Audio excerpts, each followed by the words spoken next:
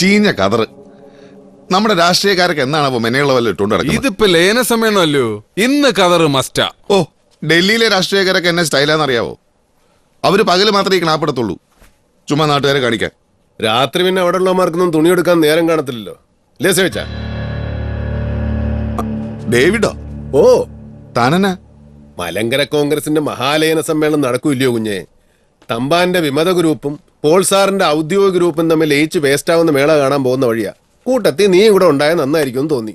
അല്ലടാ സെവി, നീ ആ കേസ് വിട്ടോ? ഏത് കേസ്? ചേടാ, നീ നിന്റെ അനിയനെ കൊന്നവനെത്രയ്ക്ക് തേരാപ്പര നടക്കുമായിരുന്നല്ലോ. ഇടയ്ക്ക് വെച്ച് നിന്റെ ആവേശം കുറഞ്ഞല്ലേ? ഞാൻ പക്ഷെ അതിന്റെ പുറകെ തന്നെ ഉണ്ടായിരുന്നു. ആളെ പിടിച്ചു. ആരാന്ന് ചോദിക്കടാ ചെറുക്ക, നിനക്കറിയണ്ടടാ. നിന്റെ അനിയൻ ചെറുക്കന്റെ കഥ ഒരു വല്ലാത്ത കഥയാടാ. ഉവി, രാജയോഗം അല്ലായിരുന്നോ?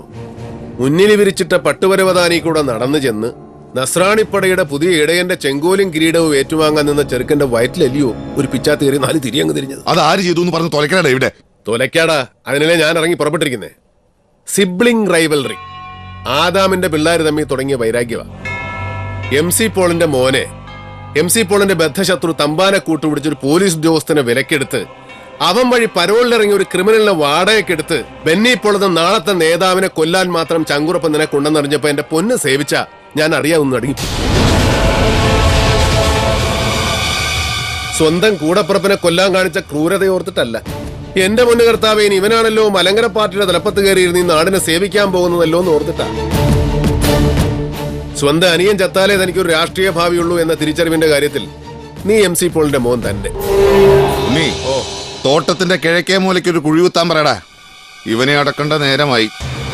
ഡേവിഡ് ജോൺ കൊട്ടാരത്തിൽ, നീ അറിഞ്ഞ സത്യങ്ങൾ നീയും കൂടെ ആ കുഴി കിടന്നങ്ങ് വിശ്രമിക്ക്.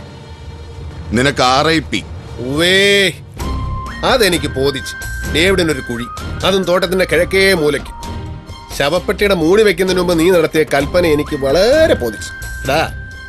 കൊട്ടാരത്തി ജോണിന്റെ മോൻ ഡേവിഡ് 1.5 വയസ്സിലാ പിച്ച വെച്ചു തുടങ്ങിയത്. അന്നെങ്ങും വീണിട്ടില്ല, തപ്പിയും തടഞ്ഞും പിന്നൊരു വീഴ്ച അതും ഉണ്ടായിട്ടില്ല ഡേവിഡിന്.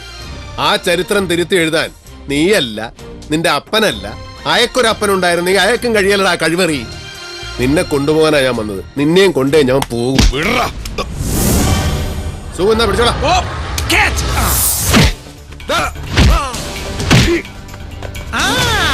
ഞാൻ പരിക്ക് മൂലം വിശ്രമത്തില്ല. ഞാൻ ഈ കളി കണ്ടു നിന്നോളാം. നീ ഗാലറിയിൽ കളിയുണ്ടോ? പക്ഷെ കമന്റ് അടിക്കരുത്. അവിടെ അടി, ഇവിടെ അടി, മറ്റടുത്ത് കുത്തന്നൊക്കെ.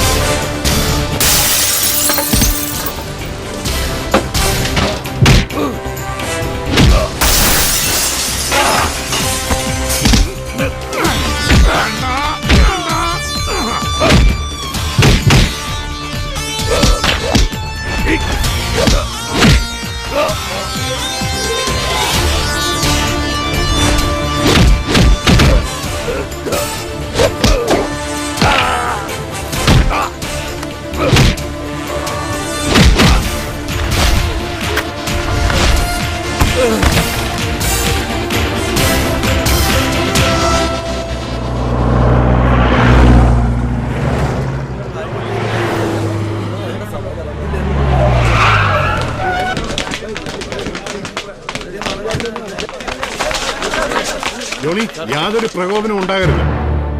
പ്രിയപ്പെട്ടവരെ, മരണം വരെ മലങ്കരയുടെ അമരത്ത് ഞാൻ ഉണ്ടാവുമെങ്കിലും പുതിയ പാർട്ടി ചെയർമാനായി ശ്രീ തമ്പാൻ ജോസഫിനെ നിയമിച്ച തീരുമാനം ഞാനിവിടെ അറിയിക്കുകയാണ്.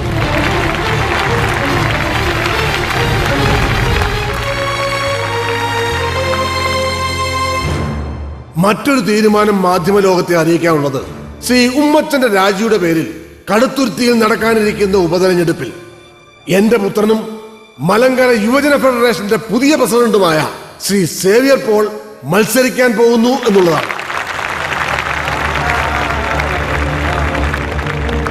സേവിച്ചൻ വേദിയിലേക്ക് വരണം. സേവിച്ചൻ.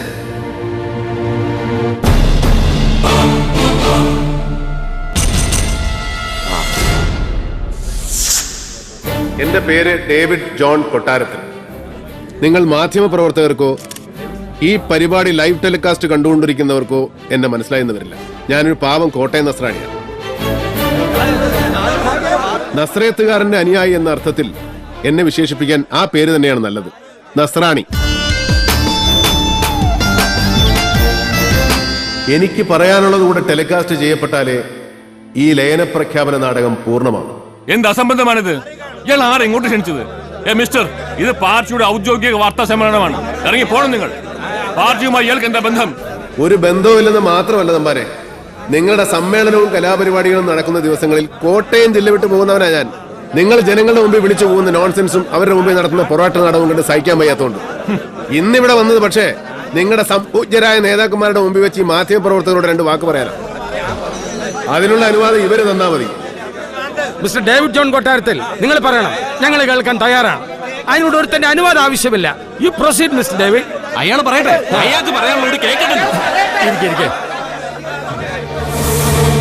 അധികാരം തനിക്കും തന്റെ കാലശേഷം തന്റെ പുത്രപരമ്പരകൾക്കും എന്നും ഖജനാവ് കൊള്ള ചെയ്യാനും പൊതുജനമെന്ന പാവക്കൂട്ടങ്ങളെ ഭരിച്ചും ശിക്ഷിച്ചും രസിക്കാനുമുള്ള അധികാരം.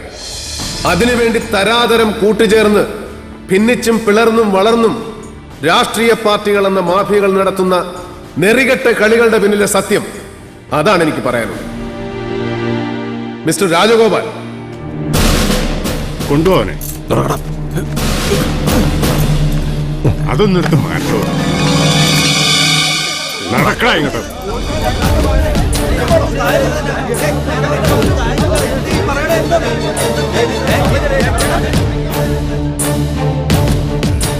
എന്താ ഇത്? മിണ്ടിപ്പോരുത്, ഇരിക്കണോടെ. നീങ്ങിക്കടാ.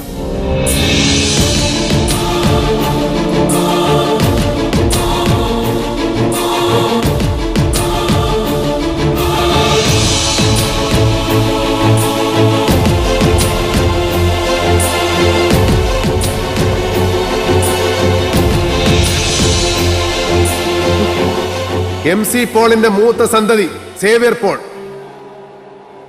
തന്റെ രാഷ്ട്രീയ ഭാവിക്ക് തന്തപ്പടിയിൽ നിന്ന് അധികാരത്തിന്റെ ചെങ്കോലും കിരീടവും ഏറ്റുവാങ്ങാൻ സ്വന്തം അനുജൻ തടസ്സമാണെന്നറിയുന്നു. അനിയനെ വാടക ഗുണ്ടായി ഉപയോഗിച്ച് കൊലപ്പെടുത്തുന്നു.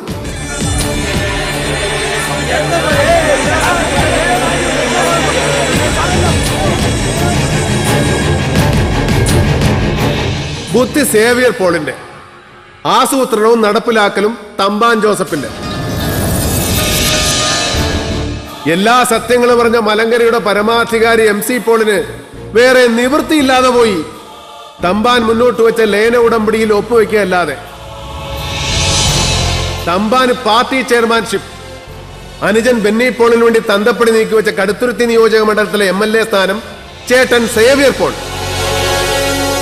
കൊലപാതക കുറ്റത്തിൽ നിന്നും നിരപരാധിയായ ഒരു പെൺകുട്ടിയെ രക്ഷിക്കാൻ വേണ്ടി ഞാനും എന്റെ സുഹൃത്തുക്കളും നടത്തിയ ഒരു അന്വേഷണമാണ് ഈ സത്യങ്ങൾ പുറത്തു കൊണ്ടുവന്നത്. അതിനെനിക്ക് നന്ദി പറയാനുള്ളത് പണത്തിന്റെ പ്രലോഭനങ്ങളിൽ വീണുപോയി എങ്കിലും മാപ്പുസാക്ഷിയാകാൻ തയ്യാറായ എന്റെ സുഹൃത്ത് SP രാജഗോപാലിനോട്. ഉത്തരവാദിത്തപ്പെട്ട ഒരു പോലീസ് ഓഫീസർ എന്ന നിലയിൽ ഞാൻ എന്റെ തൊഴിലിനെ, സർക്കാരിനെ, അതുവഴി ജനങ്ങളെ വഞ്ചിക്കുകയാണ് ചെയ്തത്. ഇന്ന് അവസാനത്തെ ഒഫീഷ്യൽ ഡ്യൂട്ടിക്ക് ശേഷം ഞാൻ രാജിവെക്കാൻ പോകുന്നു. എന്നിട്ട് അർഹിക്കുന്ന ശിക്ഷ ഏറ്റുവാങ്ങാൻ നീതിപീഠത്തിന് മുന്നിലേക്ക് ഞാൻ പോകും.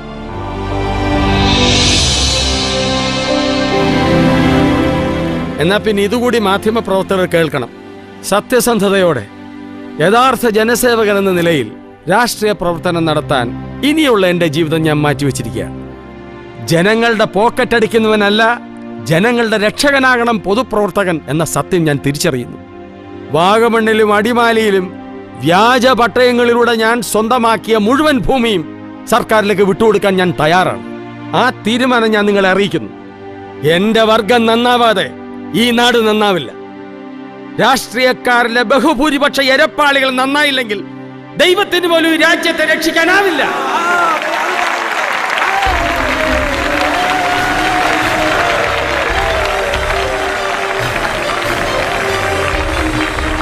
ഈ വാക്കുകൾ കേൾക്കുന്ന ജനങ്ങൾ, ജനപ്രതിനിധികൾ, നിയമപാലകർ, മാധ്യമപ്രവർത്തകർ എല്ലാവരോടുമായി ഞാൻ പറയുകയാണ്, ഈ ക്രിമിനലുകൾ ശിക്ഷിക്കപ്പെടണം.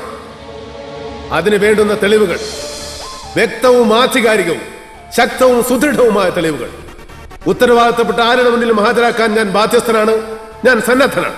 മറിച്ച് നിയമത്തിന്റെ നൂൽപ്പഴുതിലൂടെ ഊർന്നിറങ്ങി വീണ്ടും കഞ്ഞിപ്പശ വടിപ്പരുവമാക്കിയ ഖദറിമിട്ടുകൊണ്ട് കവലപ്രസംഗം നടത്തുകയാണെങ്കിൽ ആയുധമെടുക്കാനും ശിക്ഷ നടപ്പിലാക്കാനും ഒരു തലമുറ തെരുവിലിറങ്ങും. അവരോടൊപ്പം ഞാനും ഉണ്ടാകും.